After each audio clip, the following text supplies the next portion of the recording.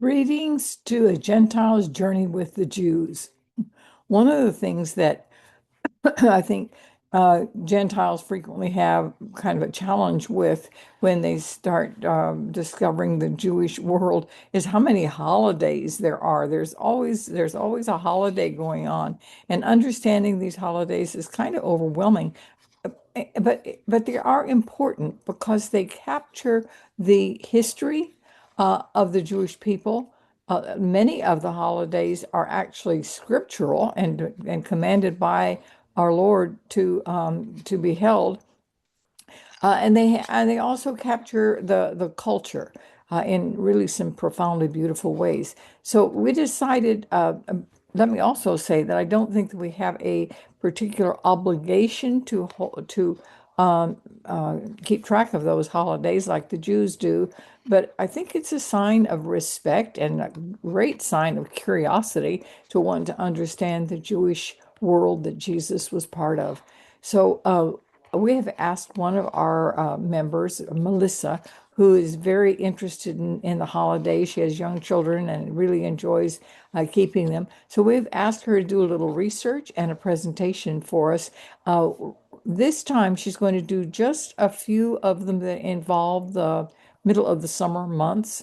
And then probably every couple of months, she'll be doing another 15 to 20-minute lesson on the holidays of that particular season.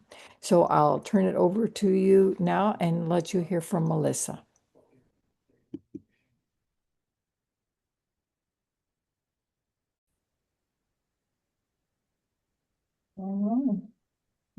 Okay, everybody, it's good to see you guys. We are going to talk about fast days. So if you have this handout that we used a couple of weeks ago, that Miss Rayla shared, you can refer to it, but I didn't really add any notes to it, so it's okay if you don't have it. Let's talk about why we care about this. I'll tell you right now, I leaned harder.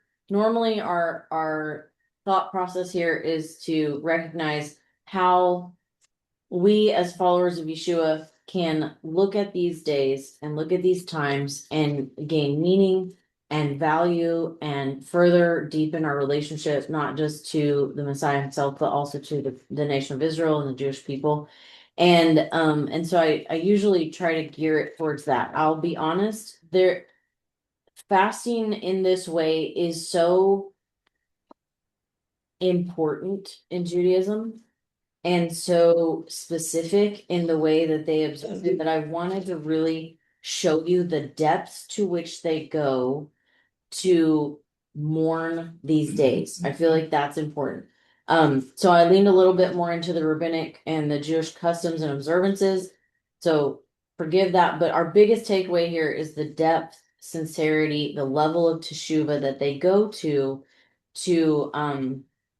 to observe these times, to think about these remembrances and to spend time. So we are looking forward with solidarity of vision towards the days of Messiah. Okay, so fast days in general, just a little note about fasting in general. Most of the fast days on the Jewish calendar revolve around the destruction of the temple. The exceptions are Yom Kippur and the fast of Esther, which have their own elements to them. But every other fast day that I was researching for this revolves around the destruction of the temple and the exile itself. So why do we care about that, right? Like it's not our fault that the temple was destroyed. We weren't there. We weren't the ones who didn't heed the warning. We could get real arrogant and all of that, right? So why does it matter to us? The sages tell us that for every generation which the temple is not rebuilt, it's the same as though the temple was destroyed for that generation. So a fast day is less of a sad day than it is an opportune day. We can view fast days as days when we are empowered to fix the cause of the destruction so that our long exile can be ended and that we can find ourselves in the days of Messiah. So may that be quickly and in our days. Fast days are generally dawn to dusk, so not evening to evening as we're accustomed to viewing the Jewish days, but fast days are generally dawn to dusk. You can plan ahead. If you feel like that would be too much, you can plan ahead, and as long as you planned it before you went to sleep, you can get up early, have a meal before the sun comes up, and that's completely fine. We never fast over health concerns, right? If there's a medical reason not to, a nursing mother, young children, people that need to take medications, never. If you have any of those health concerns, you can just skip the rich foods and skip dessert. And in that way, you would consider yourself to have afflicted yourself. Okay. There is a period of time between the fast days of Som Tammuz and the 9th of Av, which are the two bookends of what we're going to talk about tonight. And that is called the 3 weeks. It's 21 days of national mourning. Okay. When God met with Abraham on the Mount Moriah, he sort of picked the place where he was going to meet with people, and he made known that this was going to be a special place for him to dwell. And then when he's telling Moses how to construct, excuse me, his tabernacle, he's giving them the instructions of here's how you build the place in which I will dwell among you, right? Later on, he gives those same instructions to Solomon. 2/3 of the mitzvot are contingent on the temple's existence. So that's a huge chunk. So its destruction or its loss is the greatest tragedy in Jewish history. And thereby we can view it as one of the greatest tragedies of our existence, also our spiritual life too, right? Um without the temple, we can not see God's dwelling presence on earth in the same way. And so there's a loss that we can appreciate as well. And its rebuilding will mark the ultimate redemption. So for the 3 weeks from the 17th of Tammuz to the 9th of Av, that entire 21-day period, we do certain aspects of mourning. We lessen all types of rejoicing, celebrating a new job or a new baby, whatever. All of those are sort of tempered, right? And they're reduced to a certain way. We don't have weddings. This was an interesting one for me. I'm gonna play with this one this year. They don't play instruments or listen to music for 21 days as an affliction. That's kind of a different one. Some customs involve no haircuts or shaving for that 21-day period. And then there's an increase in Torah study and charity. Of course, Chabad especially focuses in on studying Torah passages regarding the construction or the administration of the tabernacle. That's sort of part of the remembrance and grief over the loss is to anticipate when it will be restored. And so they do that by making sure they know exactly how it's going to get done when it's time. So I love that. I thought that was pretty. What is the exception to that? Huge, huge exception to this is Shabbat. We never, never, never, never, never do any of morning activities on Shabbat. That is a precious capsule in time, and all morning is suspended on Shabbat. So even when the fast day itself falls on a Shabbat, they move the fast either to a Sunday or to the Thursday before. Okay, so the reason that that is so special for us is because every Shabbat is a foretaste of the Messianic era.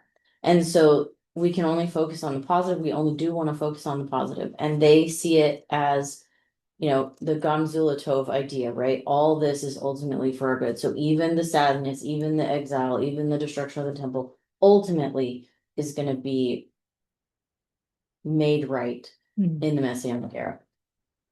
So there's more to it than just fasting and lamentation, this 21-day period. There is a sense of purification that comes with fasting, right? We see that sometimes, even in Christian churches and stuff, where you might fast over a decision or something like that. So there's a sense of purification that accompanies fasting. There's a promise of redemption that pervades the mourning. And there's a joy that underlies the sadness. There's the anticipation.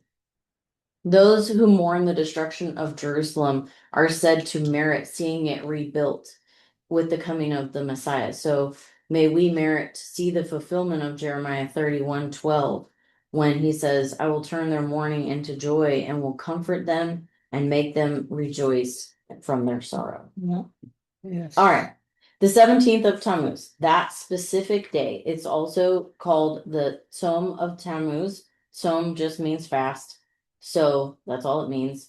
The roots of that word are like abstinence or compression. Affliction is how you often hear it said. It's from dawn to dusk again. This year, it happens to fall on July 2nd.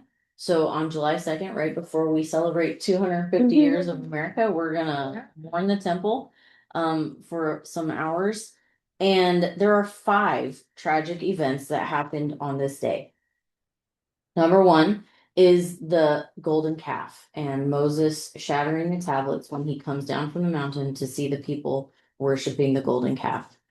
Number 2, during the Babylonian siege on the 17th of Tammuz, they were forced to stop the daily sacrifices because they ran out of sheep. The siege prevented them from getting more sheep in there and they had to stop. That is the day that the sacrifices stopped. Number 3, a person called Apostanos burned a holy Torah scroll. He's a debated military leader. There's a lot of information that gives conflicting information about who he was. Some say he was a Greek, some say he was a Roman. So that would make the time periods wildly different and which exile we're talking about. But what's not debated is that a Torah scroll was burned by this person. And of course, that's devastating. Number 4, an idol was placed in the Holy Temple. Now, keep in mind, these events are not all on the same Day or. 24-hour period. They are on the same date on a Mhm. calendar. So think anniversary, okay? All different years, but all these things are happening on the same anniversary. So number 4 is there was an idol placed in the Holy Temple.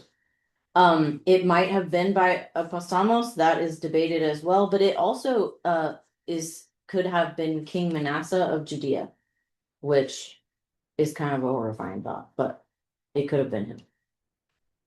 And then number 5, the walls of Jerusalem were breached by Rome in 69 CE after a long siege. We know they fight 3 more weeks to get to the actual destruction of the temple. But that's when the walls of Jerusalem were breached. The Jerusalem Talmud, interestingly enough, also maintains that on that day in the first siege of Jerusalem by the Babylonians, that's also when they breached the wall. It's a little bit debated, but the Jerusalem Talmud does record that way. Okay, so that's the 17th of Tammuz. That's the first bookend in our 21 days of sadness. Okay, now we're gonna go forward. We're gonna have sort of those minimal restrictions that I mentioned earlier. You know, we're not gonna be celebrating weddings. We're not listening to music, all those things. Until we get to the 1st of Av. Okay, normally a Rosh Hashanah or the new moon, the first of the month, is a celebration, right? We talked about that last time. That is normally a big celebration. In this case, it starts what's called the 9 days. The final 9 days of the 3 weeks are intensified mourning. So from the 1st of Av through midday of the 10th of Av, we show intensified mourning by these things, in addition to what we're already doing. We stop eating meat or drinking wine, with the exception of Shabbat, okay? We don't wash clothes or wear fresh laundry. So one of the customs is to lightly wear some clothes in preparation of those 9 days, but you're not washing clothes, you're not wearing fresh clothes. You're not swimming or bathing for pleasure. You know, we're doing bird baths in the sink. We're doing real minimal self-care. We're not remodeling or expanding a home. We're not planting trees for shade or fragrance, like for pleasure. Fruit trees is a different thing. We're not buying, sewing, weaving, knitting new clothes. We're not cutting our fingernails. We're not celebrating the new moon. We're going to wait till after the 9th of Av to do that. We're going to refrain from travel or perilous activity if we can. And if we become engaged in that 9-day period, we would postpone any celebration of that until after the 9th of Av. Okay. So what are we actually going to do on the 9th of Av? The 9th of Av, or Tisha B'Av, or Tu B'Av, there's lots of different ways that it's referred, but really it's the 9th day of Av, that's all it is. This day is, interestingly enough, in Lamentations 1:15, it's called a moed. It's actually not considered a fast day, it's considered a moed, or an appointed time. I thought that was pretty interesting. That was new for me. It is second in severity only to Yom Kippur, but it surpasses Yom Kippur in sadness. Yom Kippur is not really considered a sad day. It is a solemn day. It is a serious day. It is a day for atonement, but it is not considered a day of mourning. This is the saddest day on the Jewish calendar. It is, like Yom Kippur, a dusk to dusk fast. Okay, it is a full 25 hours. What events have occurred on this day? This will give you chills. It's creepy the way evil has a hold on this day. But the evil report of the spies is on this day. Okay, so the evil report of the spies is on this day, which leads to the 40 days of wandering and loss of an entire generation in the wilderness. Number two, both the first and second temples were destroyed on this day by Babylon in 423 BCE and by Rome in 69 CE. Number three, the end of the Bar Kokhba revolt is on this day in 133 CE. Number four, the Temple Mount, 1 year after the end of the Bar Kokhba revolt, is plowed under completely, utterly destroyed. Other things, interestingly enough, in history that have happened on this day, the expulsions of the Jews from England, France, and Spain over the course of, a couple hundred years, all happened on this day. Start of World War I, with Germany declaring war on Russia, was on this day in 1914. The final solution was given its official approval in 1941 on this day, Are we still talking about the 9th of? the 9th of Av. In 1942, the deportation of the Warsaw Ghetto began, which opened the Treblinka death camp. Mm. And in 2005, the disengagement from Gaza occurred on that day. Mhm. So we can see why it would be appropriate, even for us as God-fearing Gentiles who are coming alongside our brothers and sisters in the nation of Israel, to feel a great sense of loss and sadness of this day, right? Because not only did the people of Israel experience a great loss, the loss of the temple, but we as Gentiles can mourn our part in all of those other horrible things that have happened on that day. I think that it's appropriate for us to feel some sadness over that. So you can see why it would maybe be appropriate. All right, so how do we deal with this? On the afternoon of the 8th of Av, so the afternoon before, we're gonna eat a good afternoon meal.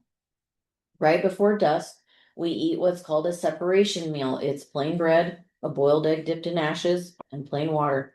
And we eat it sitting on a low stool by ourselves. It is not a communal thing. It is not a celebration. It is a sad, solemn moment in which we enter a period of mourning.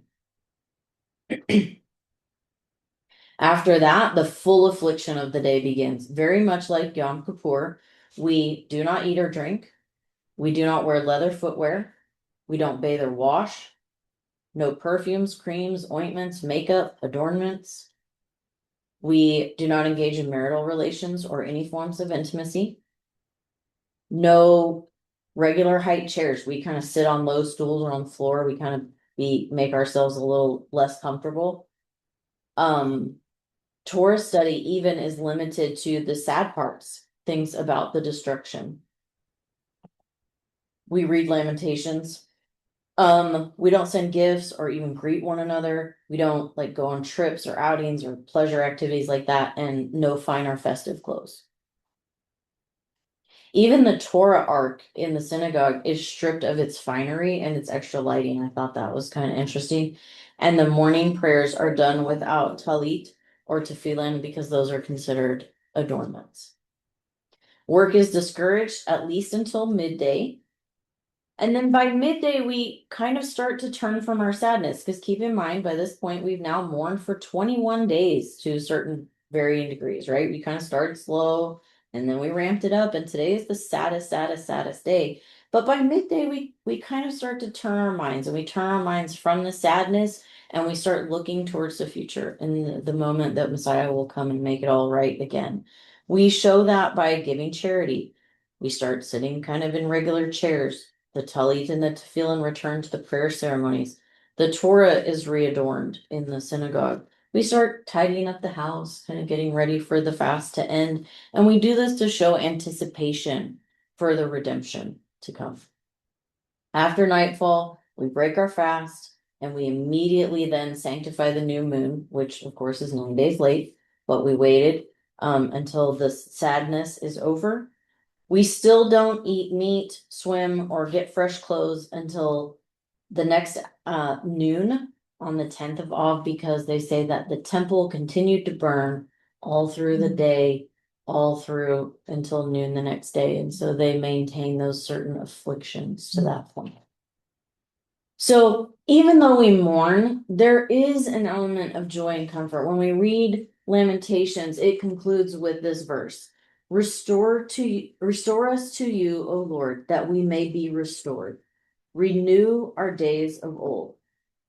It's not an accident that scripture refers to the 9th of Av as a moed. May the time come soon when we look back with clarity and hindsight and see how all of the suffering was a prelude to happiness and goodness with the coming of Messiah. So that's the fast days in a nutshell. We'll talk a little bit more about it with Yom Kippur in the fall, but for the most part, that is it. So, thank you all. Well, Thank you. Yeah, thank you. Yes, so it's a lot. It's a lot. I apologize for the fire hose. What's that? Oh, Let's see, let me. I guess the last thing I would say is just, take what you will from that. Do I think that we should all as Gentiles try to take on all of that? Of course I don't, right? But do I think that there are things that we could stand in solidarity with the Jewish people? And do Yes. I think that there's a mindset that we could have? Absolutely. And I probably should have said that earlier, but that's what I would say. Take what works for you and leave what doesn't, as with all of them. It's good to be aware of those things. Right, Yeah. right, And to be in respect to Yeah. who they are as well. Yes. right. To be in respect of what they're doing. I feel like for me, what I really left with was a sense of real respect